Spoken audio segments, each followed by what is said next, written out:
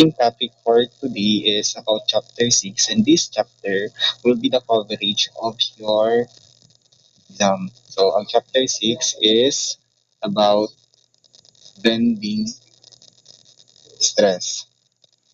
So, when we say bending stress, ang unang structural frame na or structural member na pumapasok sa atin is beam. When we say bending, kasi ang mga nagbe-bend na structural member is beam. So beam are structural members that support transverse loads, either horizontal, sloping, or vertical loads, depending upon their end connections. Simple beams have end connection which are considered to be or to have any end moments with its free end to rotate. So when we say simple beam, alam nyo na yan, simple beam. So a beam is considered to be continuous beams if it extends continuously across three or more supports. If the beam has three or more supports, it considered continuous beam. So fixed beam naman if its end are rigidly attached to the member so that the moment can be transmitted across the connection. So fixed beam. So cantilever beam kapag yung isa fixed, then free end yung isa. So types of beams, meron tayong tinatawag na joists. These are closely spaced beams supporting the floor and roof of the building. Kapag ang sinusupport niya is floor at roof, joist ang tawag. Lintel, kapag beams are over openings in masonry walls such as windows and doors. Kapag yung beam na sa window or nasa doors, lintel ang tawag doon. So spandrel beams, these beams supports the exterior wall of the building. So spandrel beam yun. Floor beams, these are larger beams found in many bridges perpendicular to the roadway of the bridge. They are used to transfer the floor loads from stringer to support girders or trusses. So ito yun.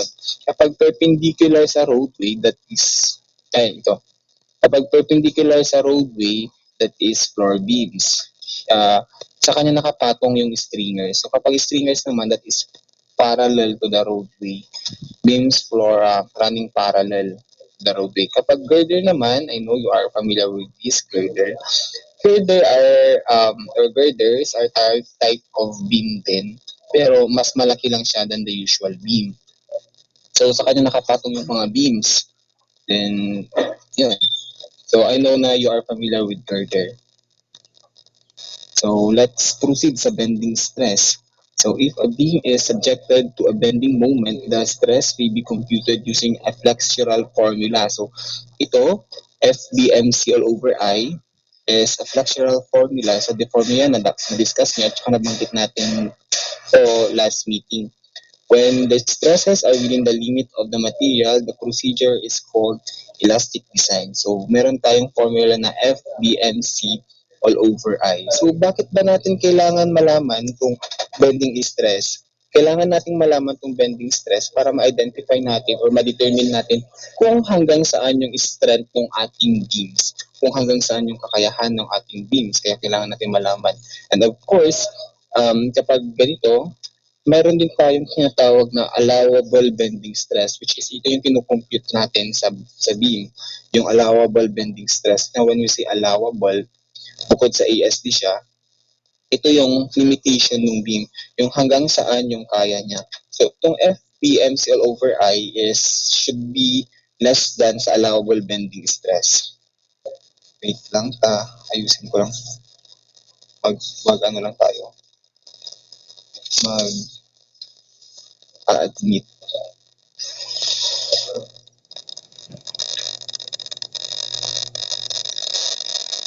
Ayan. So, dapat itong, kapag maliit na F, that is the fractional bending stress, dapat less than siya sa or equal sa FB. Kapag malaki naman, that is what we call the allowable bending stress, allowable bending stress. So, bakit natin ulit kinukuha yung allowable bending stress? Para malaman natin kung hanggang saan yung kakayahan ng beams. Siyempre, para ma-design natin yung beams, yung section ng beams using steel. So, kung ano yung mga sections, nabanggit natin yan sa chapter 1, yung mga double sections, ganun yung mga I-beam. So, ano ba tong M, ano ba tong C, ano ba tong I. So when we say FP, that is what we call the extreme fiber stress. FB, extreme fiber stress. When we say M naman, kapag M, that is what we call the bending moment. Okay. So, isulat ko na lang. When we say FB, this is the extreme fiber stress. Ang moment naman natin, makinig kayo dito, bending para mamaya sa example, hindi masyadong examples or problems, hindi masyadong nakakalito. Pero okay lang naman kung at this section. Under consideration. So, ang I natin is equal to the moment of inertia. Yung C na tinatawag dyan, yung C that is the distance from the extreme fiber. I mean from the neutral axis to. From neutral axis to the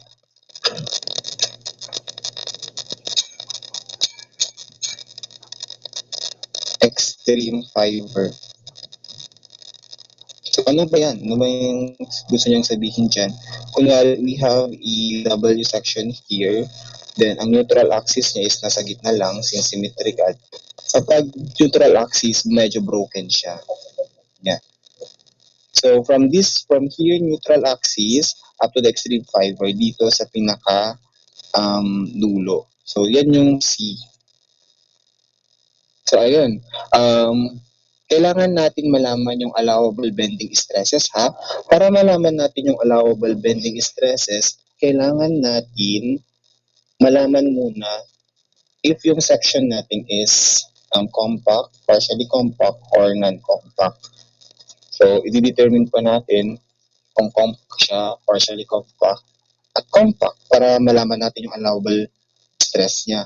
So, paano ba natin malalaman na compact yung section or non-compact yung section? Okay, first thing you do is determine if the section is compact, non-compact, or partially compact. So, after mong para mas para mas mag-guide natin kung anong allowable stresses or kung anong formula ng allowable stresses yung gagamitin natin, you should know din kung saan siya nag-bend. So, kapag allowable bending stresses for I-shaped members and channels, bending about the strong axis, again, dalawa kasi ito bending about the strong axis, at saka yung next is the bending about the weak axis. When we see bending the strong axis, dito siya magbe-bend. Kapag sinabi naman natin weak axis, sa minor axis siya, dito sa may y axis siya magbe-bend. So later on, makikita nyo kung ano yung bending sa weak axis. So, bending about the strong axis for compact section, dapat, para malaman mo na compact yung section, dapat masatisfy mo yung 4 conditions. So, may conditions para malaman natin compact yung section. Again, may 4 conditions para malaman natin compact yung section. So, compact yung section if nasatisfy niya yung 4 na conditions. Kapag may isa ditong condition na hindi niya nasatisfy, meaning to say, kahit isa man lang sa 4, hindi siya compact section. Magpo-fall under partial compact at saka non-compact.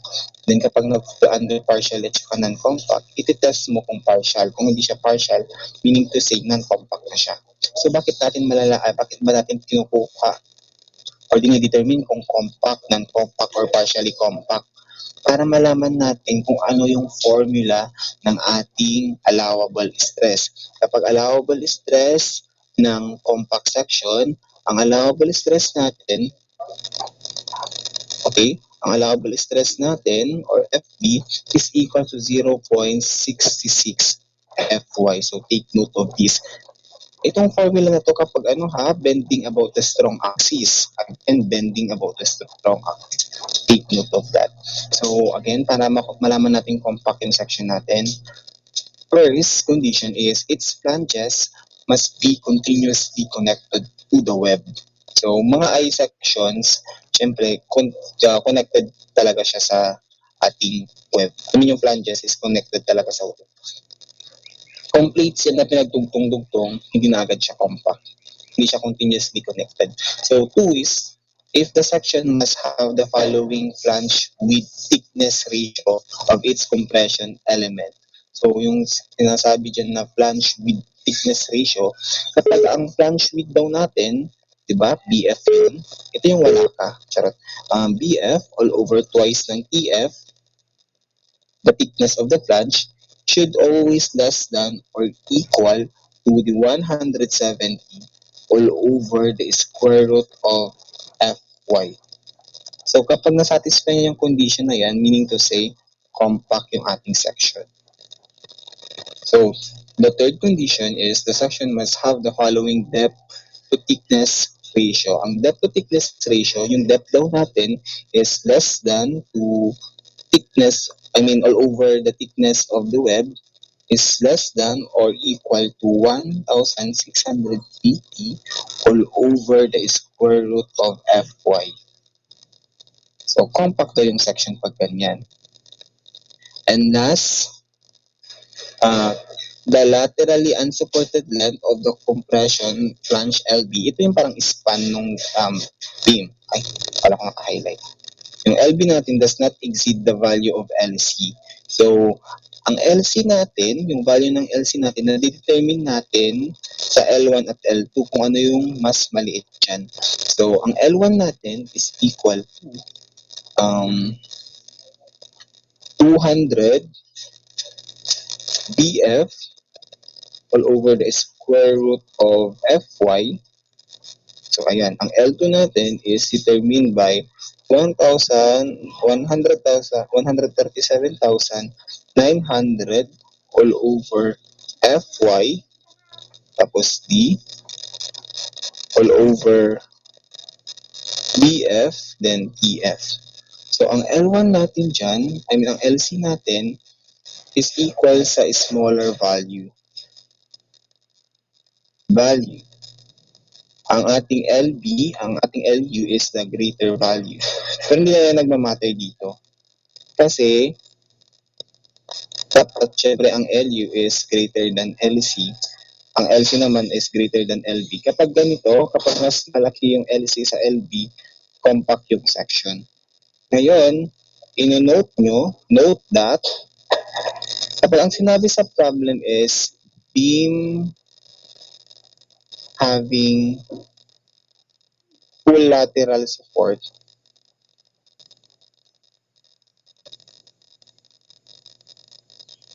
meaning to say, ang LB mo is equal to 0. Meaning to say, compact na siya agad kapag sinabi niyang ganyan. Nasatisfy niya na yung fourth condition. So, ayun. So, meron din siyang sinabi dito. For members with compact section as defined by section 2.1 NSCP, o NSC yan, yan lang. Ito lang yung gusto niyang sabihin ng FB natin is 0.66 Fy. Ito yung mga conditions. Again, paki-take note of that, 0.66 Fy. So, sir, paano kapag isasak nila is hindi nyo mag-fall under non-compact section or partially compact section? Unahin ko tong partially compact section. After mong nalaman na hindi siya compact, iti-test ko agad siya kung partially compact siya. So, paano natin malalaman na partially compact yung isang section? Kapag hindi niya nasatisfy itong condition, kapag nasatisfy niya itong condition na to. Ang sabi, 170 all over square root of Fy. Kung saan ko ito nakukuha itong mga expression nito, this is specifications. BF all over 2TF then less than 250 all over square root of Fy, meaning to say, ang ating section is partially compact. Kapag hindi niya yan na-satisfy, compact section. Kapag partially compact siya, ang ating allowable stress, another formula, kapag partially compact, ang ating allowable stress is um, Fy times 0.79 minus 0.000762 EF, 7 twice ng TF, then square root of Fy. So, ayan. Yan yung magiging formula natin kapag partially. So, para mas ma-identify ninyo or mas tandaan nyo na partial, yung condition ng partially compact, mag-refer na lang kayo dito sa may graph na to. So, kapag compact daw, ito siya. Kapag partially compact, ganito. Then kapag non-compact, ganito. So, kapag compact, 0.66 Fy. Kapag non-compact, 0.6 Fy. So, ito yung compact. Meron siyang 170. Dito naman yung 250. So, ito yung partially compact, non-compact. So, kapag nasa pagitan ng 170 at 250, partially compact siya. So, sir, kapag hindi siya partially compact, diba, non-compact na agad yan. Matik na. No need to test kung non-compact section yan. So, ang ating allowable stress for non-compact is 0.6 Fy. Again, kailangan natin malaman yung allowable bending stress ng isang beam para malaman natin kung hanggang saan yung limitations or kaya niya. Para ma-design natin yung beam, para alam natin kung ano yung i-resist niya. Later on, may mga example na tayo. So, ayan. Ito ay kapag strong axis, I means bending about the strong axis. So, meron din sinabi dito. So, ito. For built-up members meeting the requirements of compact section bending about the strong axis, except their flanges are non-compact kapag non-compact yung flanges, and their webs are compact or non-compact excluding the hybrid girders, members with kapag 100 more than or greater than 448 megapascal, the allowable stress is, so ito.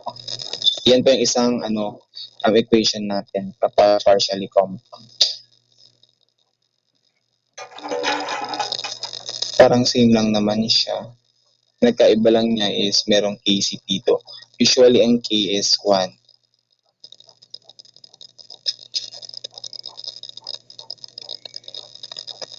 So, ayan. Ang gusto niya lang sabihin naman dito sa 7.8 na ang non-compact is 0.6 Fy. So, ayan na. Ganun yung magiging formula natin kapag bending at the strong axis. Sir, paano naman kapag bending about the weak axis? Kapag bending about the weak axis, so, sasabihin niya sa ganito yung pagbibend niya dito sa minor. Allowable bending stresses for I-shaped members, solid bars, and rectangular plates, which is bending about the weak axis, members with compact section about its weak axis. So ito kapag compact section, for doubly symmetrical I and H-shaped members with compact flanges continuously connected to the web and bent about their weak axis, except members with yield points greater than 448 megapascal, solid round and square bars are solid rectangular sections bent about their weaker axis. The allowable stress, ang allowable stress natin kapag compact section sa may weaker sa may bending about weaker, FB is equals to 0.75 Fy. So, compact section to sa may weaker, bending about its weak axis. So, members with non-compact section bending about its weak axis, kapag, paano natin matitest ulit? kung compact section, same lang dun sa may bending about the strong axis. Same lang sila. So same lang sila ng conditions pero hindi sila same ng allowable bending stress. Kasi 0.66 dun dito 0.75. So for non-compact, same lang sila. Ng FB, allowable bending stress natin kapag non-compact is 0.6 FY. So ito.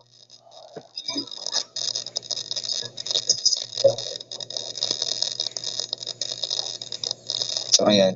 So, partially compact, bending about weak axis.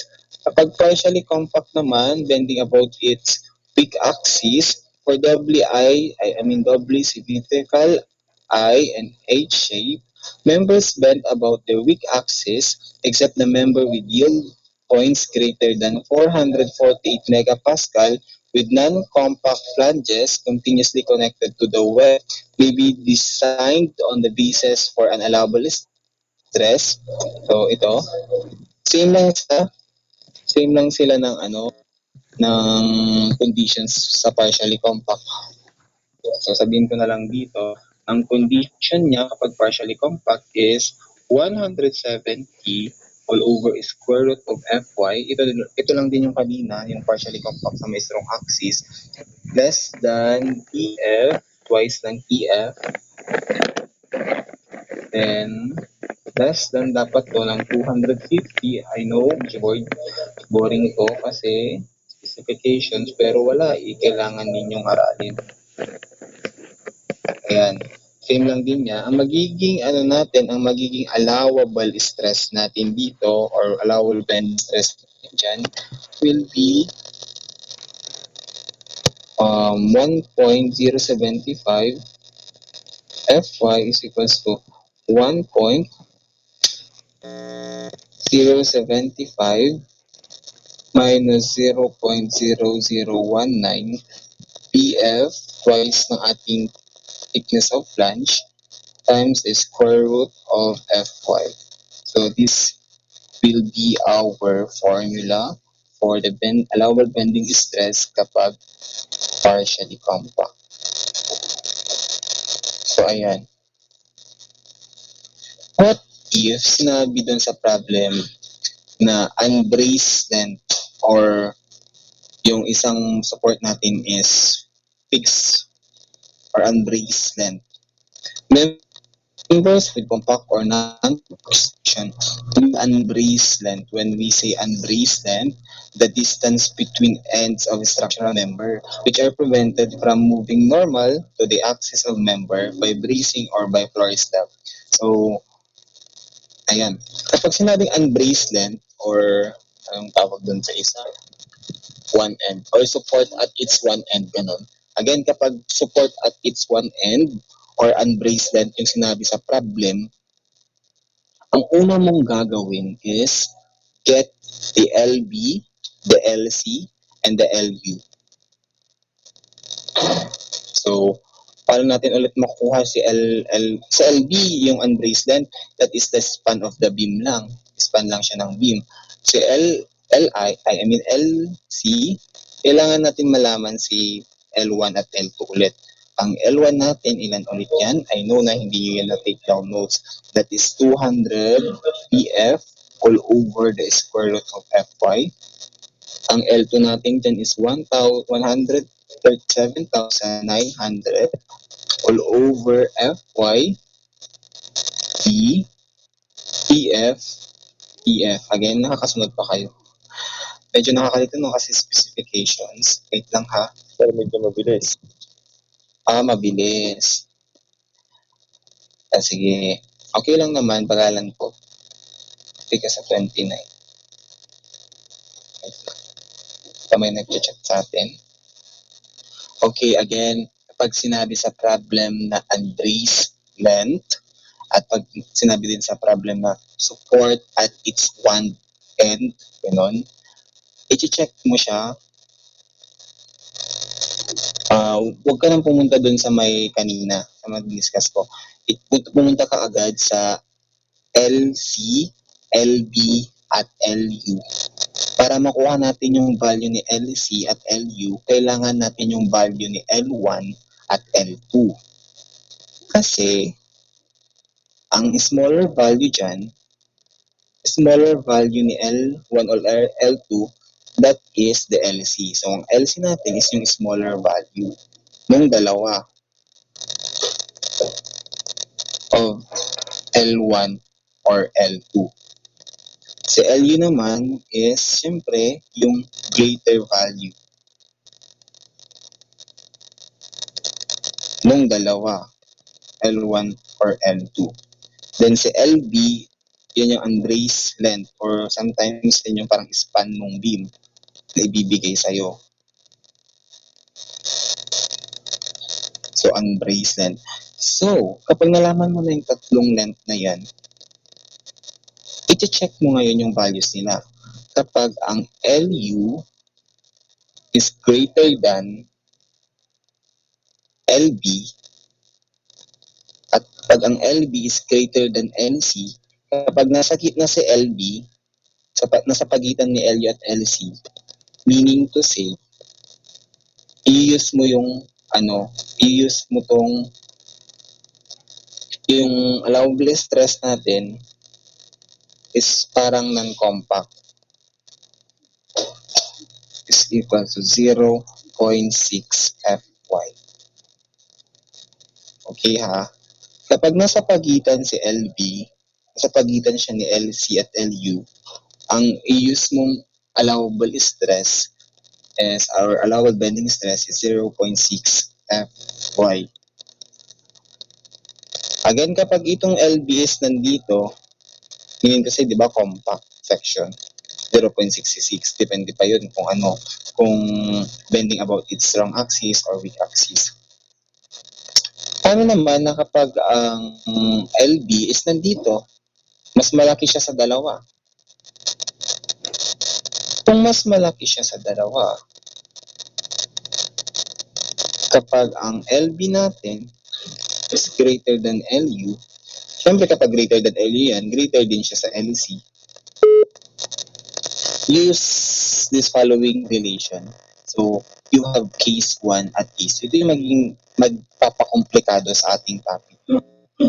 Si case 1 at si case 2. So, case 1, paano natin malalaman na case 1 yung ating gagamitin?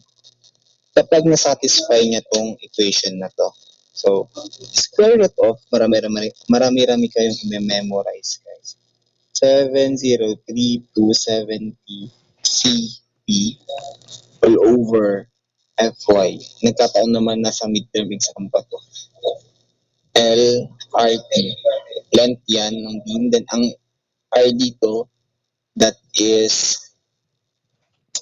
what we call the radius of gyration. Kapag radius of gyration, that is the square root of I over A.